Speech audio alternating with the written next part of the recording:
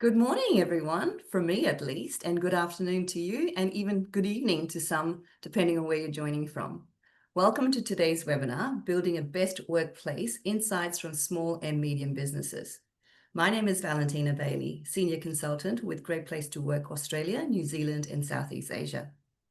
Great Place to Work is the global authority on workplace culture, offering the most respected workplace certification, lists, database insights, and benchmarking. Now, before we dive in, let's see who is joining today's session. So if you can just take a moment to type in your name, your company, your location in the chat box. And let us also know if your company is currently Great Place to Work certified or you are on a journey to become a Great Place to Work. So we'd love to see where everyone is tuning in from and getting to know each other a little bit more.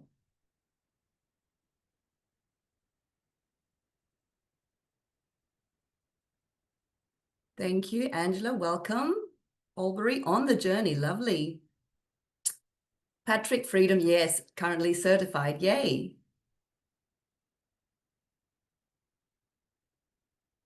Great Place to Work certified company again. There are a few. Duke, hi, Deb. Nice to see you. Jerome, all the way from Sri Lanka. I was in Sri Lanka last week, actually. I love it. And a few others. So great, places near and far. So welcome to you all. LHH, not yet certified on your journey. Wonderful. So to get started, let's start with some alarming numbers. So replacing just one employee can cost your business anywhere from 30 to 150% of their salary. So yes, you heard it absolutely correctly. It's 30% to 150, so it could be up to 1.5 times, right? And that's real data from ARI, the Australian Institute Turnover and Retention Report recently. So others like PwC and Mercer also say the same, similar numbers as well. So, and if you are running a small or a medium business, those costs really hit so much harder. And add to that, disengaged employees are up to 18% less productive on average. That's nearly a fifth of your workforce operating below potential. And so every single person in the organization matters, especially if you are a small business. So as you know, turnover and disengagement just doesn't cost money, but it obviously disrupts the customer relationships, team cohesion, and ultimately your ability to grow and scale up. So today we are diving into what Australia's best small and medium workplaces are doing differently, how they are building trust, fostering vibrant cultures, and keeping their people engaged so that ultimately they can retain their great top talent. So let's meet our panelists. First up, we have Tamara Turner, the co-founder and general manager of Axon Property Group, which is ranked number 4 in 2025 Australia's best workplaces. She leads with heart and purpose, shaping a culture of belonging, well-being, while helping Australian Defence Force members build financial security through property. Her leadership is grounded in trust, family values, and deep commitment to people-first culture. Then we have Daniel Williams, People and Culture Advisor from the Man Cave, who brings a strong focus on emotional intelligence and people-first practices to the Man Cave, a leading mental health charity for young men. Such important work. He partners with leaders to build resilient, high-performing teams and believes that authentic leadership is key to well-being and impact in purpose-driven organizations. Now, the Man Cave, not just on the 2025 Australia's Best Workplaces list, but just topped the Best Workplaces in Healthcare and Social Assistance list, which was just announced last week. So congratulations to Man Cave. And we have Ray Sweeney, Chief Commercial Officer from Sensible Business Solutions. Sensible Business Solutions is a top-ranked managed IT provider and one of Australia's best workplaces 3 years running.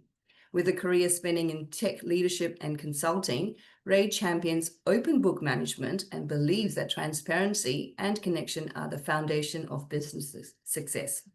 So welcome to our panelists, and thank you all for taking the time to be here today.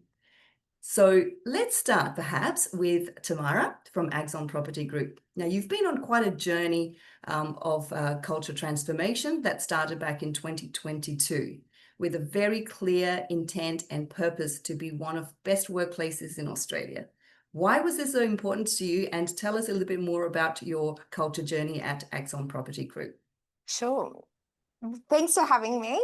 Yeah, a couple of years ago, we set the intention that we wanted to be a great place to work. But at the time, we weren't really aligned with who we are and the values of the business. And I think we had hired people more on a performance-based rather than values-based. And it took some real reflection to work out who we had in the business and making sure that they were in the right seats. We actually we do a company retreat, and every year we set some intentions and some goals. And one of them, the activities, is you write out where do you see the company in 3 years' time. And we do a little exercise where they do a newspaper article with a headline, a little drawing even, and a little blurb. And one of the questions was, what award do you see us winning in 3 years' time? And myself and my assistant GM, we actually drew the same thing, and it was to be a great place to work. And so we did it all with the title and the little picture. And yeah, I think setting that intention back then you start working towards those things that make it great. So things like making sure that we're developing trust with our team, developing a real sense of camaraderie, and really aligning with our values. Wonderful. And I have seen snippets of those newspaper articles that you talked about, and BHAGs, and having that uh, vision board really does work. So it pays off really well. So thank you for sharing that. Now, your company currently is quite amazing. You have nearly perfect scores. So what do you think has actually really contributed to shaping that journey and becoming one of Australia's best workplaces? I'd say it's definitely trust with our team. We have a lot of, there's no, senior management in private offices. We actually have an open plan office. We all really have that transparency and open communication with our leadership team. I guess we all spend time having fun as well. I think letting your walls down, starting to be vulnerable, you have that better connection with each other. So we say we take our work very seriously, but not ourselves seriously.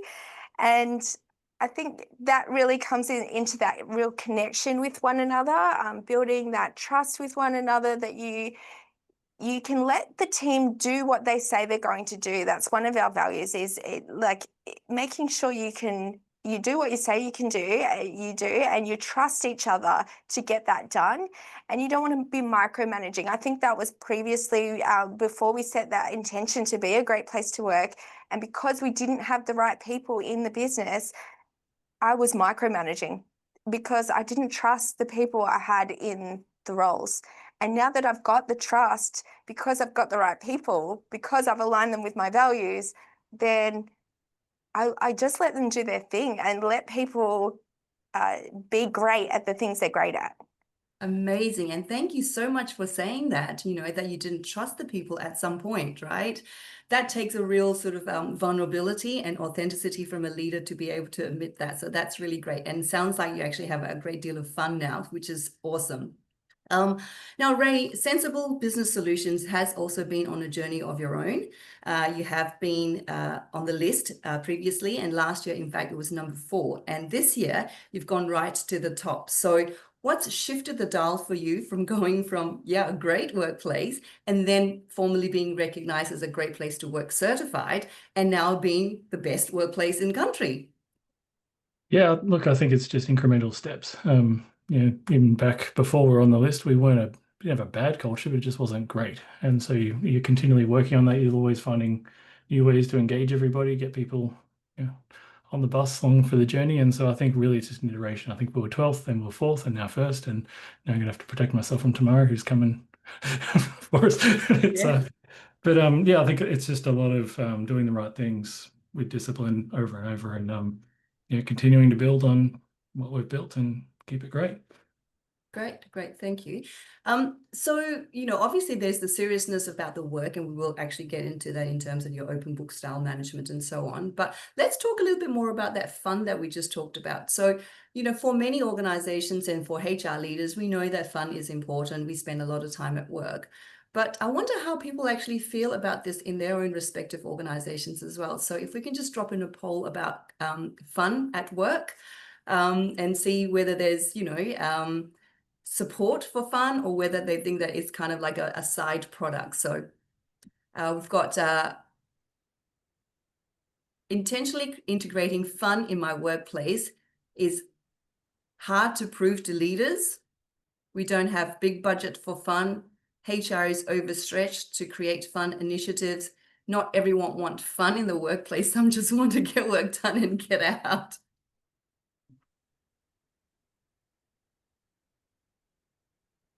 So whilst we're waiting for that, since we are talking a little bit about fun, can we have some ideas and suggestions on how you actually do create that fun, tangible things? Because I know, again, I've seen your video, Tamara, and I know, Daniel, you've got lots of connection things that you do for employees that are purposeful, intentional, but also quite fun and helps people connect. So can we have some ideas from yourselves about how you've created elements of fun in the workplace?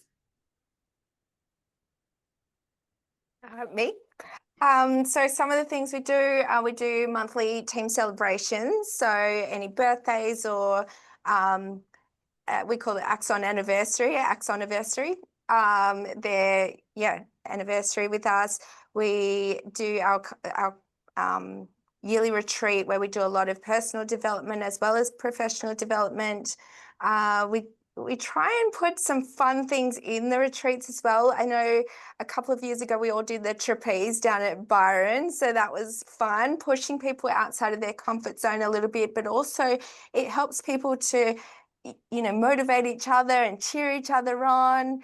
And as much as people will think it's a cost to do these kind of things, getting those barriers down and really uniting the team, it has such a ripple effect to how each other communicate in the workplace, how they connect with each other, how they rely on each other, the trust increases. So to us, we do see it as an investment that we're developing these people as humans. They're not just numbers. We're developing their professional and personal goals.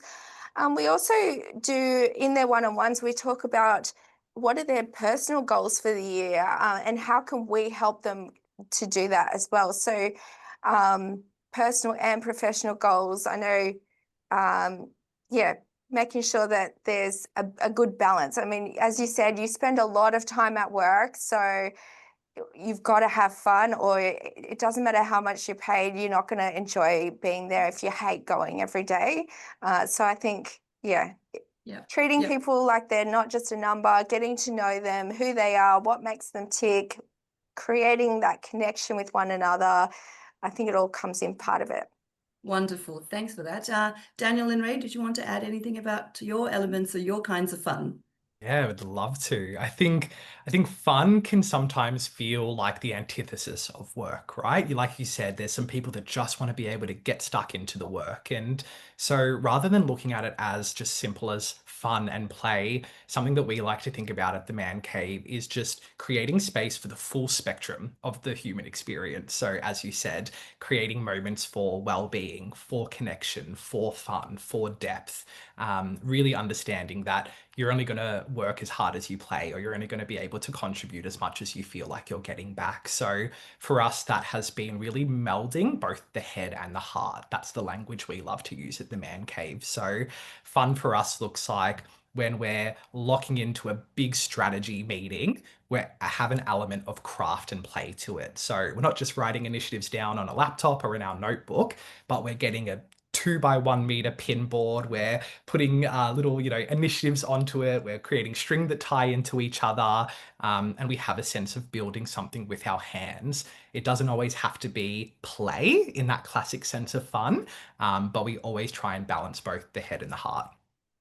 Great insights. And I know some people are saying in the comments as well about obvious things like the corporate games and table tennis. And I know our CEO in my previous workplace used to come down at a certain time in the week at 3 o'clock and play table tennis with anyone and everyone. And so those are the obvious type things. But love what you're saying, Daniel, about incorporating that into the business operational practices, like in your strategic planning, for example, workshops and things like that, which is really quite good. And that kind of addresses that point about fun doesn't necessarily need to be so resource intensive, and you don't have to come up with big new ideas, right? I mean, doing trapeze is great, but it's not something that we can incorporate every day or every week. So that's great. Ray, what about yourselves at Sensible Solutions?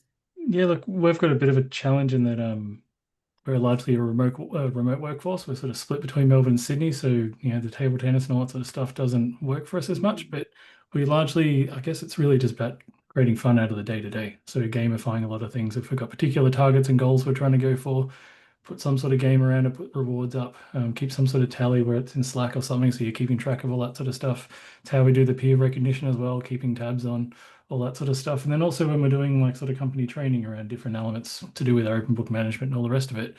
In times we've set up, I can't remember the name of the app now.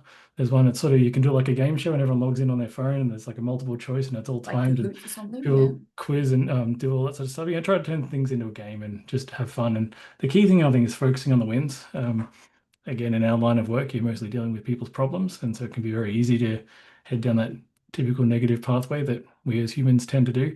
And so, we start every meeting with, a bright spot or a win for the week or for the day, or we end every day with daily huddles where it's something you're grateful for today, and try to just keep focused on the good stuff we're doing and the achievements we're making along the way. I think to add on to that, people want to feel the connection to who they're helping, because under every business out there, the bottom line is, who are we helping? And it doesn't matter. I mean, for me in particular, I don't have a necessarily one-to-one connection with our clients, being more in marketing and finance, but to have the strong connection to the mission and the values and the purpose and who are we actually serving, that gives you that real connection to what you're doing and that purpose. And I don't think you need to be that so hands-on, but more focused on who are we helping, and looking at the client journey, the customer journey, at all the steps that they're going through and all working, and seeing how you particularly have helped that client, I think is so important for everyone as well, to more focus on who are we helping. Yes.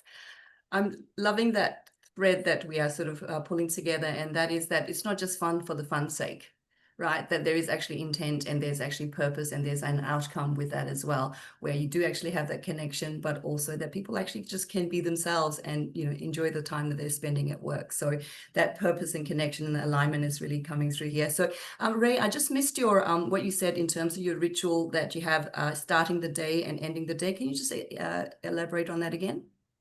So we do like sort of team huddles, and it was particularly, I guess, important during COVID. Everyone locked up at home and stuff like that. So beginning of the day, it's a whole, like an all hands meeting, essentially 10 minutes, quick sort of check in. What's your main intention today? Like, what are you trying to achieve? What's your goal? Any feedback from yesterday and anything in your way, anything stuck, just so we can quickly just get together, work out what we need to do. End of the day, we meet up again and see, what's one thing you need to do to call it a win, call it a good day, and then something you're grateful for. Because again, you always want to refocus. But then all the team meetings, we always start with, a win for the week, whether it's personal or work related or something, just something that made you excited.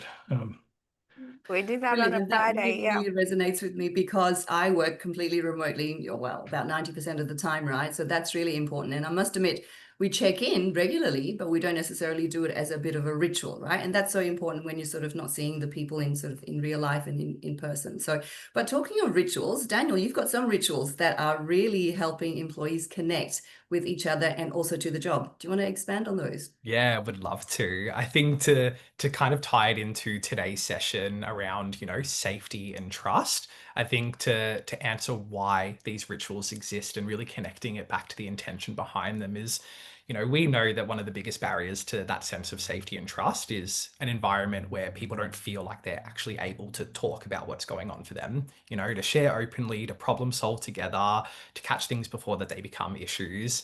And for us, we think about how do we integrate this into our culture. So our rituals are actually designed to flip that by really building in space for people to speak, to be heard, and to be responded to in real time. And so some of the ways that we do that are things called a check-in and something called an honoring. So for us, check-ins are what we're talking about right now. Asking someone how are they going, what's beneath the surface, and this is something that really builds that trust and sense of safety within our team. Check-ins we do twice weekly as a whole team. Again, Mondays focusing on the head, and then Wednesdays connecting back to that heart. We do this before we dive into business in meetings, before we walk over to each other's desk and ask a work question. It's a really small act, but has a huge, huge impact, really signaling to our team that we really care about the person in front of us, not just the role or the work that needs to get done. And I can say firsthand that like the outcomes that we get when we listen are exponentially better. My personal favorite, though, would definitely be our honourings. Our honourings are our way of living one of our core values, which is take stock and celebrate. Again, recognising each other in that real time. And an honouring isn't just for an outcome or for a win, but it's actually about recognizing someone who has embodied our values or approached their way of work or even personal life in a certain way, making sure that it's not abstract, but it's a lived thing that the group gets to experience. It again will happen in the daily moments. Hey, I saw that and I really want to honor how you approach that. It will happen in whole org gatherings, and we've even built this into a ritual form for when people leave the man cave. So bringing the whole team together, having someone sat up the front and honoring them for all of the values and things that we see in that person. I love what Wonderful. you shared about having the space for them to come if they've got any issues or problems. And I find that once you do have that transparency and that trust, and that they're able to come to you with any problem, you can fix a problem pretty quick, especially from a senior leadership perspective. Whereas if they hide something or try and fix something themselves, which I've had years ago, it snowballs and it gets out of control, and the problems become a mountain out of a molehill because they haven't felt that they could come to leaders or to trust, to have that trust to come to you. So I really loved that part that you do.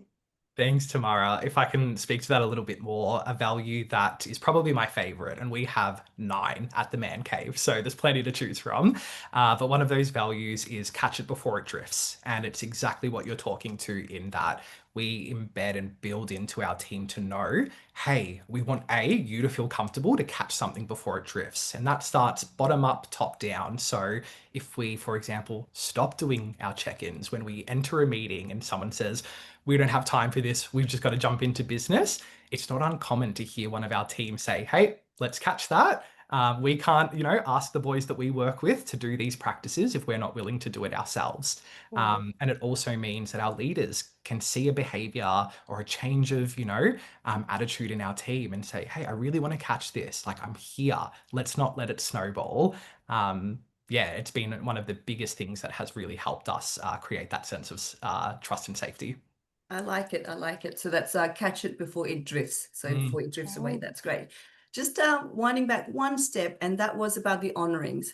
And we know that, one of the high impact areas in our trust index survey that has a great correlation to the overall trust is the recognition piece. So in a way, what you're saying is that everyday small wins, everyday small recognition that's actually, acknowledged, whether it's from a leader or from a peer, that's really great.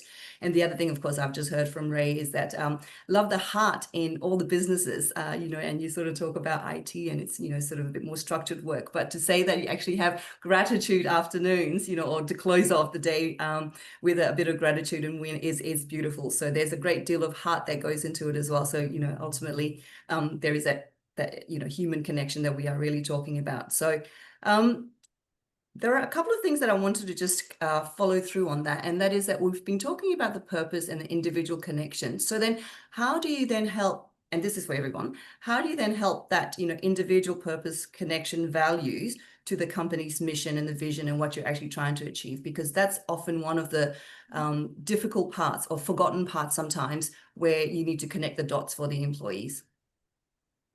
I'm happy to share that we do quarterly planning.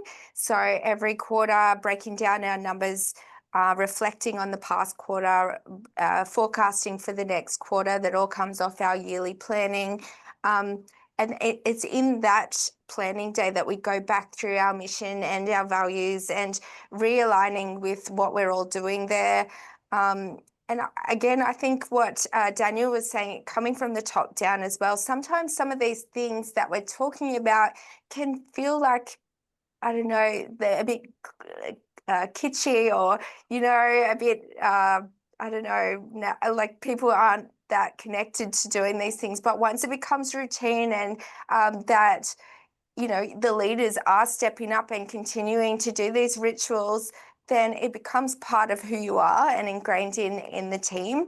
So again, yeah, what Daniel was saying, like not letting it just slide by because it might feel a bit uncomfortable at first, especially if you've got those deep-seated rituals and values behind it. Wonderful. Yeah, leadership role modeling is so important, right? Because everyone's looking to the leaders, and especially in a small business when it's such a tight, small team, one person's behavior, whether it's positive or negative, can actually have a, you know, multiplier effect. So yeah, thank you. And they're the ones you want to be firing fast, you know, if they're not aligning with the values and you can see that bad apple in the team, that can spread so fast if you don't get on top of that and they're not aligning with your values. You need to have those conversations early and fast. Great. Thanks for that, Tamara. Ray, what about yourselves at Sensible Business Solutions? So we're talking about connecting purpose, values, purpose, mission, vision, and obviously the ultimate business impact. Yeah, a key part of that to us is the whole open book management side of what we do. Of course, there's what we do with individuals in terms of helping them achieve sort of their personal goals. And we talk to people about that. We you know, have quarterly check-ins with everyone to go over that sort of stuff. But the key challenge, I guess, I've always discovered, and probably comes back to our mission statement, which is, you know, helping everyone achieve more they believe possible, which is true for our people and our clients. I think sometimes people don't necessarily see what opportunities in front of them. And so a key thing here that we try to address is being very clear and open about our business. What is our purpose? What's our mission? What are we trying to achieve? What are our 3-year targets, 1-year targets, quarterly targets? What are we trying to do? What's the impact we're having? And then really just where the company is. And we fully open. We show everyone our profit and loss statement. We teach people financial literacy. We go over the mechanics of the business and how our company commercially operates, all the different things, what all the KPIs are, what everyone's daily targets, what ultimately that boils down to, and help people understand. Because I think once you give people the context of this is what we as a team are trying to achieve, this is the way we go about doing it, and then here are all the gaps and holes that we're trying to fill because we're changing the wheels while we're driving down the freeway. That allows people, I think, to have a better perspective of what maybe they find interesting, what they're passionate about, because it's very easy to talk to people about what their goals are, but people sometimes don't necessarily know what they don't know.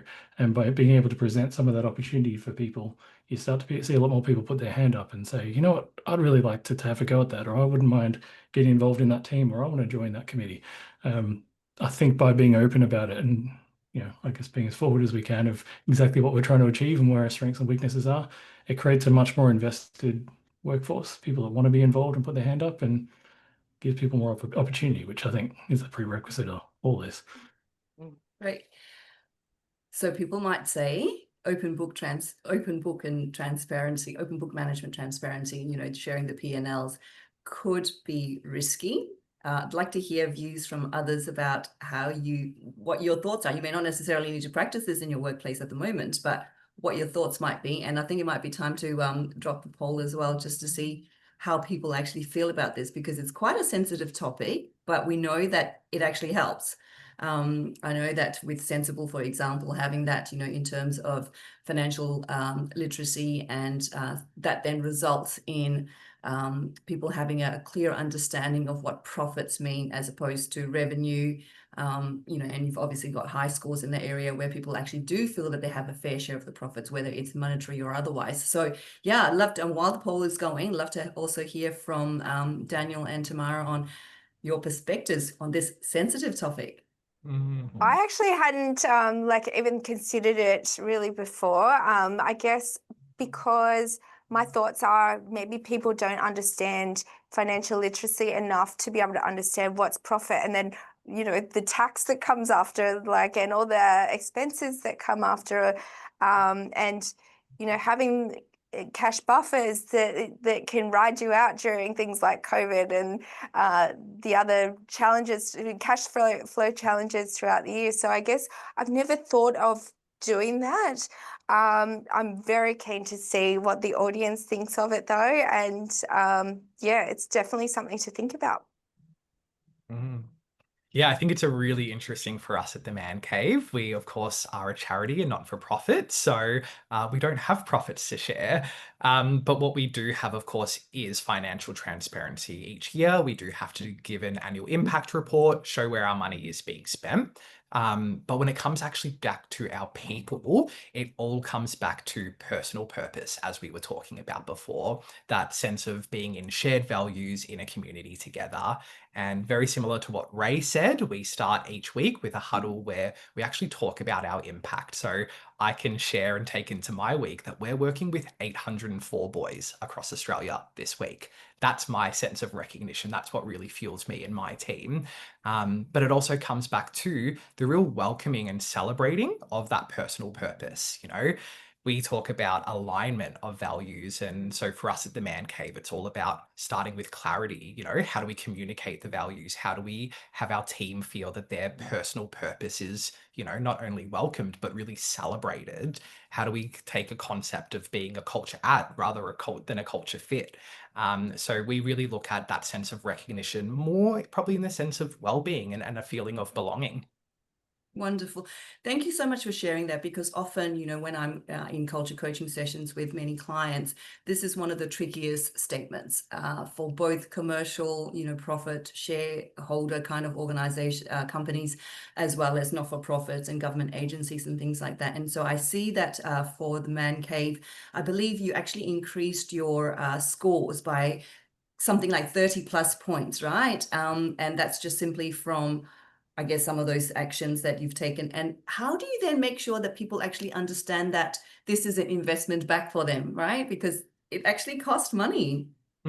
Absolutely. Like I said, like that alignment starts with clarity. It starts how you talk about this with your team. So in our scores last year around the sharing of the profits, coming into this survey, what we had to talk about was, well, we don't have profits to share, but what we welcome the insights on is how do we look after you as an organization?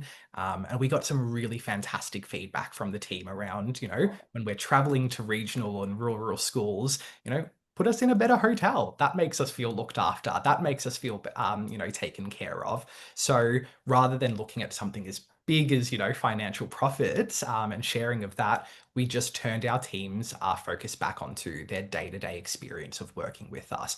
We said, we will invest the money in you. We do have some, even though we're a charity, but we want to make sure that we're being really intentional with it. What's going to make you feel recognized? What's going to give you that sense of, yeah, that we care about you.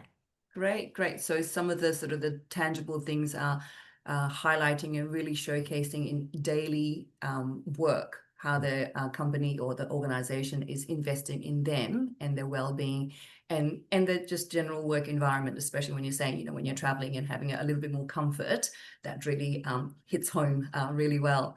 Now, just It with the comes poll back to here. people feeling cared about, I think, like that whole care factor, and not so much profit share, but in terms of how you're spending money in the business to care about your team.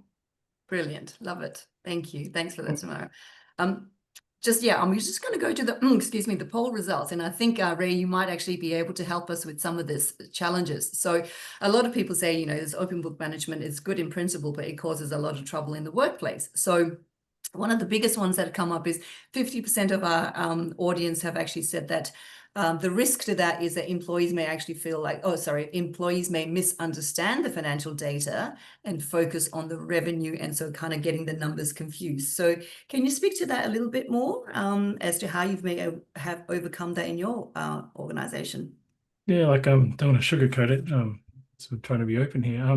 It is scary. But the onus is on you. You've got to be all in on this. You can't just show the P&L in a bad month and say, see, we're not making any money and let's work harder. And you've got to be completely open all the time. You've got to educate and teach people the difference between revenue and profitability. And we had challenges in the beginning because you're teaching stuff that people just don't get. They don't know numbers or whatever. So we had to kind of gamify it. We created a fictional version of a company that was selling mugs to people, and we talked about, you know, just a very simple business concept of, okay, you buy the mugs from so and so and you sell them for X amount, here's your profit, and break it all down. But there's 1,000 reasons not to do it. And I was one of them originally. I was scared of the idea of it. I liked the idea of getting people involved and people understanding their purpose. But there's all the reasons not to do it.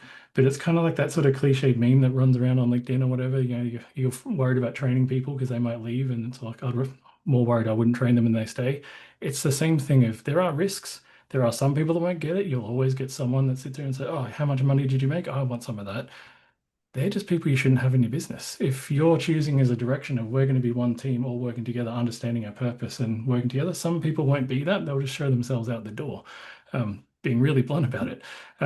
But the reality is there's so much more benefits to be gained from it. Like we were in talking about, this last week when we were getting ready for this webinar, like I've thought about just some of the things that have come up in the last month where I found out about problems after they'd been solved because someone saw something, they understood all the mechanics of what was going wrong, found a solution, implemented it, and then got brought up as feedback in a meeting. I probably saved 20, 30 hours of my day or over the next month or so just from some of these instances. People being able to sort of change the script on where we're heading as a business, people taking more of an active role, being invested in where we are as a business. Like there's so much payback. Like I talk to a lot of companies wanting to change IT company, evidently, because that's why they talk to us. But the biggest complaint is like people don't feel like they're getting support. They're not getting heard. They're not talking to someone who's taking accountability for what they're doing. That doesn't come from certification or years experience or vendor qualifications. That comes from people that care. Like you think of any service provider experience you ever have, whether it's AMI or Telstra or whatever, the difference of a good call and a bad call is someone who actually cares about your issue and wants to solve your problem. And that's where, that's the commercial success of our whole business is all wrapped up in this. And so I'd encourage anyone that's sort of worried about it. Yes, there's lots of reasons to be scared around it. No, you can't just do it half baked. You've got to do the whole thing. But if you commit to it and you commit the time, you easily get back 10 times that in value. Not just in the stats you talked about before in terms of retention and productivity, but real world dollars in terms of just extra opportunity, less mistakes, less problems, better service quality, all the rest of it. There's a lot of money to be made in good culture. My thoughts on that as well, just quickly, was also you're able to show security for their job security for them as well, to show that you do have a profitable business, and that is obviously a core value or a real need for employees is to have that job security. So even just while you're talking, I'm thinking actually that could help in terms of when they do see the business is running profitably, or you're on top of things like cash flow, or you're onto problems quicker, then that can show some job security as well, that you are trying to maintain a sustainable business as well. It's a really good point because, it's one of those things where when everyone understands the mechanics of the business, when you have to give the hard news or make not bad decisions, but hard decisions and things, people understand it. Things aren't left open for interpretation. Sometimes you say one thing and then you hear it come back 3 different ways of like, oh, if you hear what they're doing. And it saves so much time in just follow-up meetings and clearing things up or whatever, because, I'm not saying that it's perfect, but I wouldn't have it any other way now that we've had it, because it means we can be much more real with everybody. And it's that in itself is a journey on a trust, right? And so then there's the transparency that starts, and there's a lot of confusion, perhaps some conflict, and then eventually, if you sort of continue and persist with it and prove that it is for the greater good and benefit, that it does actually ultimately build trust.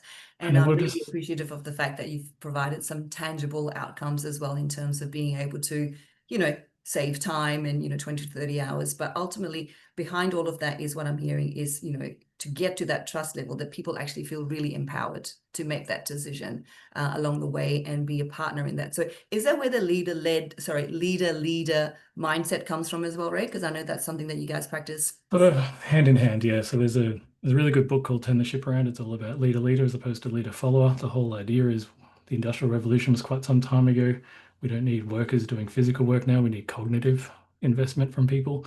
And so by, I guess, encouraging everyone to be a leader in their role and teaching a lot more principles around that sort of stuff, it goes really hand in hand with the open book management. Because if we're educating people and give everyone very complete clarity around our business, what our goals are, what our peps are, what we're investing our time in, what we're choosing not to, it allows people to make much better decisions when they're in the thick of it, they have a decision to make rather than having to stop and go to a manager or go to a CEO or somewhere to get an answer. They can kind of make up their own choices in their own mind, and it just gives us a lot more agility, but they sort of go hand in hand. They're two slightly different methodologies, but they work really well together. Wonderful. Thank you. Getting towards the end of the session, before we do, how would each of you guys describe your organization's culture, perhaps in one word, if it's possible? I'm going to go with care. That's the underlying what everything we do is for care for one another, care for our clients, for our suppliers. If you come from care, and as Ray was speaking, you deal with Telstra, and it depends who you get on the phone, whether you get a good outcome or not. Like, we don't want that. We want everyone to have a good experience, and it doesn't mean everyone's always right, but you can still come across with care. Lovely. Care for Axon Property Group. Daniel? I would say cultivated. Cultivated. Okay. I Ray? think Go if I can speak to that a little bit more, I think we love to look at culture back to its like kind of root meaning, you know, to tend to cultivate. And that really speaks to that culture doesn't just exist. It has to be tended to. You have to feed the fire. So cultivated for the man cave. Right. And Ray? I'd go with invested.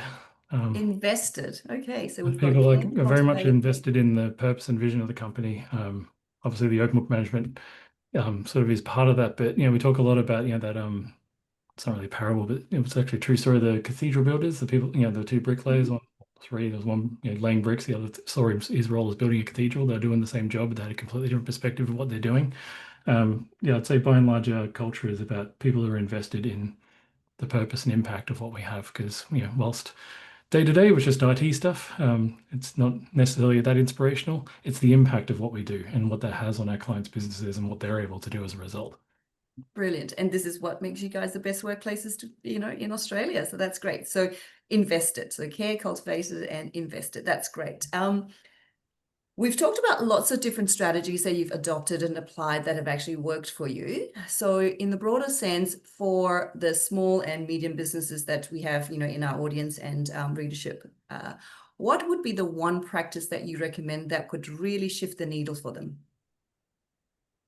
I would go with the half-day Fridays that we do. So I've had a lot of business owners come to me and be like, but how do you get the money back for the hours that you're missing and things like that? But one of our values is being innovative and adaptable. But if you're asking the team to be innovative and find productivity hacks and be smarter and more effective, then why punish them for being more productive?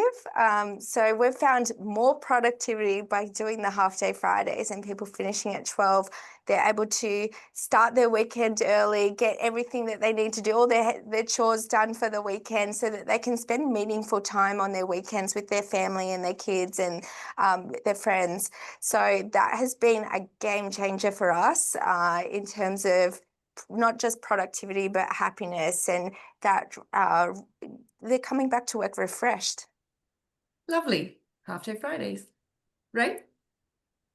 Look, it might be a bigger one to take on for people, but it would be the open book management, or at least a element of it in terms of teaching people the mechanics of the business and how their day-to-day job ultimately impacts the bigger picture of what you're trying to achieve. Because I've always, Kathy, our CEO, talks about it a lot as well. People get behind that they help build, and if people don't see purpose in their day-to-day, it's very hard to build on it in any other meaningful way. And so I think that's probably the biggest thing that I would be sort of recommending. It's probably the secret of a lot of our success, because we're a awkward sized company, 20 odd people. We work with a lot of companies as well that are sort of in that 15 to 50 people range, where it's you've got a list of things this long and this much capacity to do them.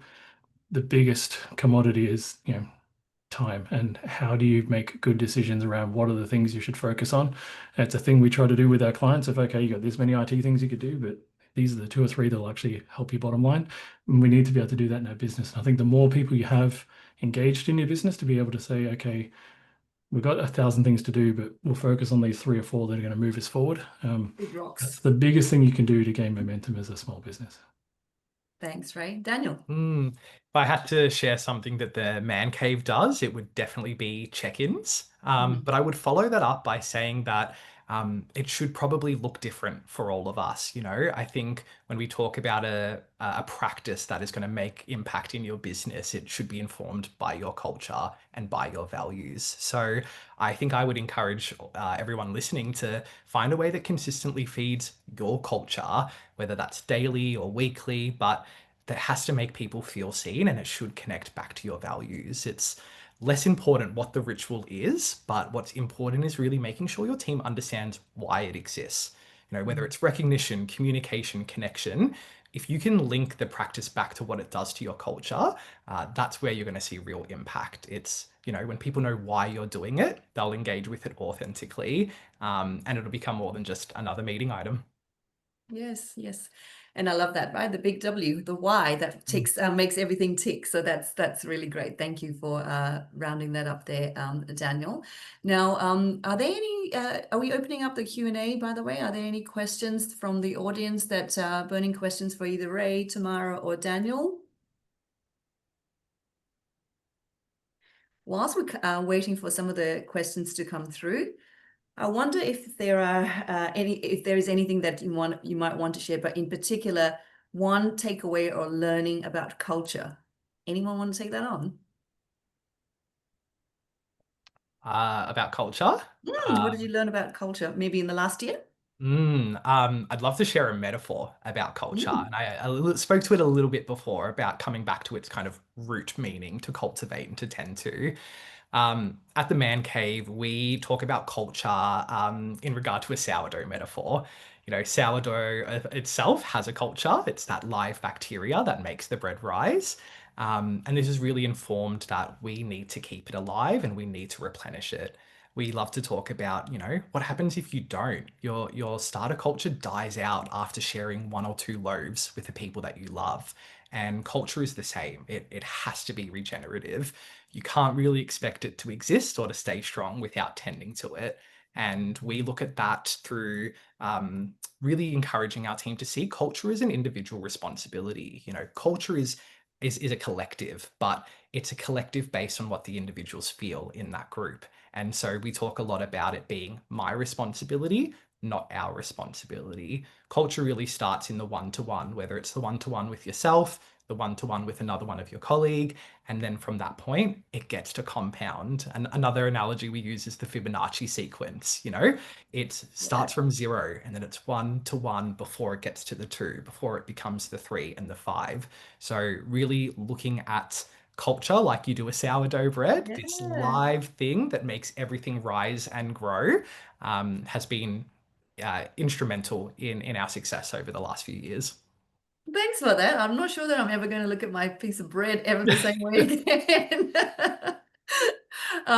Well, I'll give Tamara and Ray a chance to respond to that as well. But we've got some really great questions coming through from the audience. In particular, how can we measure the return on investment of investing in company culture? And what are some of the metrics that you've used to measure and demonstrate impact? Does anyone want to take that? I think if you're really clear on your numbers and you're planning for that next quarter, you've reflected on what you're doing. And then if you are making some adjustments, like say the half-day Fridays, you're able to then see if there is changes because you know your numbers, because you know the output of the team, those regular check-ins, one-on-ones, seeing how people feel. I think the first question, I'm pretty sure it's the number 1 question on our one-on-one forms is, what's your happiness like at work right now?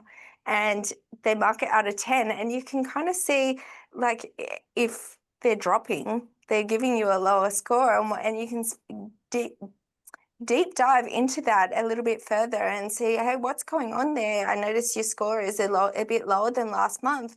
What's going on for you right now? And sometimes it's not even a work thing, but it might be a personal thing that's coming into how they're able to work. It could be, you know, the kids have been really sick and they're not getting a good night's sleep and they're coming into work tired, but when you're treating people like people, not just numbers, and you're understanding their challenges inside and out of work, then you're able to adjust. And I think knowing your numbers, seeing the things that you're doing, you can see the outcome. So the Half Day Fridays have seen a better outcome in terms of productivity, in terms of their happiness, because they're able to spend more time with their children. So things like that.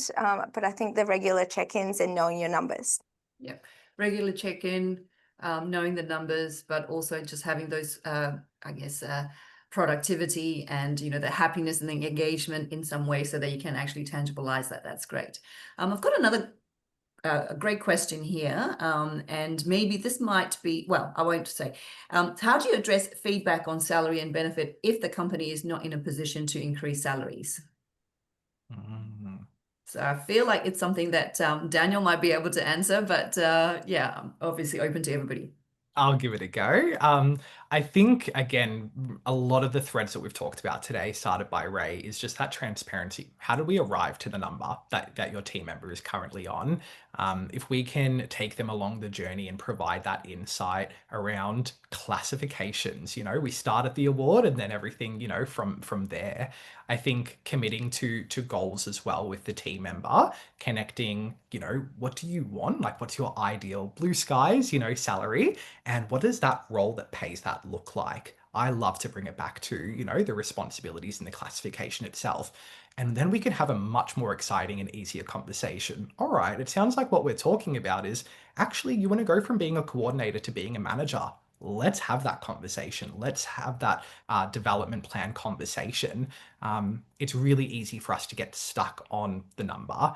But something I've seen in my time is, you know, a salary increase creates motivation and well-being for a few months before some of those deeper root causes of that dissatisfaction starts to show again. So how do we go from a conversation about salary to a conversation about, you know, that ideal role and what that looks like? Yeah, understanding the drivers, I think, rather than just because as I said earlier, you can be paid a fortune, but if you hate what you do, you will only stay there you're still going to leave that role. Yeah, wonderful. Thanks. Thank you, Daniel and Tamara, for that. I think this question may be for Ray. Any formal consultative mechanisms for educating and engaging people, particularly on the business end of things? So I guess perhaps it's around that open book management and so on. Well, they're not formal in our case, but I guess that's part of our personality. We try to keep things light and human. Look, I mean, in terms of the actual format, there's a weekly 1 hour meeting with the whole company on a Friday afternoon where we talk about it, you know, examples of people living out our core values. That week we go over our numbers. Each team has someone that talks about, this is what we've achieved last week, this is what we're trying to achieve for the rest of the month, and go through all that. And then we do a bit of a learning session in there, and we sort of mix it up each week. We change around to different people, but we might do something on financial literacy or something on our core values or something on just the mechanics of our operation, of what certain roles do and what their purpose is. I don't know how well I'm really answering that question, but yeah, we're not too formal with it, but then that's what works for us, because ultimately, you know, it's tied to one of our core values we talk about. It's not what you say, it's what gets heard. For us, we need to keep it light, keep it more casual, and otherwise people will, I guess, feel alienated by all this information we're giving them, because if you try to teach people the inner workings of an IT company, it's really boring.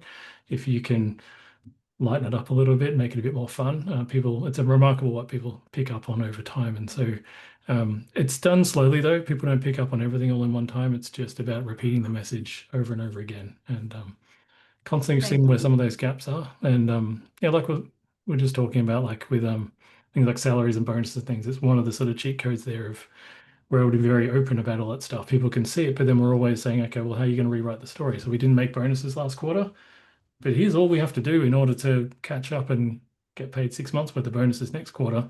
What are we going to do? And being able to put it back there, and people then ask questions. Well, what can I do? How can I increase value or whatever? And then it gives you the topics. And so we have a lot of open mic sessions, I guess, where we go through certain areas where maybe people aren't so sure about certain things, but yeah. Thank you. And I'm very comfortable with that informal. And I know you're sort of saying, like, we don't have it, this is just our way. that is the culture, right? So that is the informal, it's the approachability, it's about being able to just go up to anyone and ask the question. So informal is just as important and impactful when it comes to communicating various different aspects. But here we were talking specifically about, you know, those difficult conversations or questions that people ask. Ray, I didn't get a chance to hear from you about the thing that you've learned about last year about trust. However, I wonder if you might be able to sort of close off by, you know, sort of sharing some of the ROIs, the return on investment that you do actually look at, you know, from a business perspective as well, since you actually have a particular framework that you work with. Yeah, I guess in terms of like, it's a ROI based on like what investing in culture is giving to us. Right, yeah. Yeah, I guess similar to what Tamara was talking about. Like you got to pick your numbers, but they've got to be numbers that work for you. Because I think it's a challenge in small business. You can't look at retention numbers and recruitment costs and things because it's such small sample size. It's all over the place, even if it's good. And so it's about, I guess, having that gut feel of if we had a great culture, what would that look like? How would this affect some of those things? And then tracking those numbers. So one of the key things that we're about in our business is reducing the amount of issues our clients have over time. Our clients have about a quarter as many issues as industry average. So it means when we bring people on, we should be able to see a reduction in their issues every month. And it was data we're looking at this morning. There's a stark difference between people with us 2 or 3 months versus people with us a year. Like they're half as many problems. But we know that's not magic. We don't just install some script that just magically fixes stuff. That's, you know, standard you walk past, standard you accept. We know if we had a bad culture, people would be going out to our client sites and they would see stuff that's not right and they'd say, well, I'm not here to do that today. It's not my job. Walk away. We see this improvement because we know we've got a team of people that are invested into the end result. They know their purpose and they're looking to make those continual improvements. So for us, it's picking certain metrics that work for us. Every other business would be different, but we look at things like tickets per endpoint and relative amount of time it takes to solve every issue and all the rest of it, because we know that they're indicators for us. And we can very easily track that back because we can say, okay, we've eliminated 100 tickets this month of what was recurring every month. That's given us back 50 hours of our time. We can resell that to another client without hiring another person. And very easily you start to get a commercial outcome that says our culture is worth 20 grand a month to us, 40 grand a month to us, whatever it is. Because as soon as you pull that out, we have to have a help desk 4 times the size of what we currently have if we didn't have the types of people engaged in the activities they are. Thank you. Thank you so much for that. And thank you for sharing all your insights and being so open and honest with, you know, what goes on within your organizations. So the key thing, the common thing I think that I'm hearing is that, you know, there's definitely a great deal around the purpose-driven missions, connecting the individuals to the mission and the vision, and ultimately looking after the employees through care, cultivation, and investment. And, you know, at the root of it all is that there's a great deal of transparency and that genuine care that actually translate into trust. And lastly, of course, culture can be different for all organizations, you know, individually, as we have said, that can be measured in so many different ways, but some of the underpinning principles that you can apply are very much similar. And, you know, at the root of it is obviously authenticity, integrity, a great deal of care, and that leads to trust. So thank you so much, Daniel, Tamara, and Ray, for joining us. Thank you for all our audience as well. I know we've spent a little bit more extra time than we had planned. So thank you for persevering and staying active and engaging through the chats as well. So thank you once again, everyone. Have a great day. Thanks, everyone. Bye. Bye.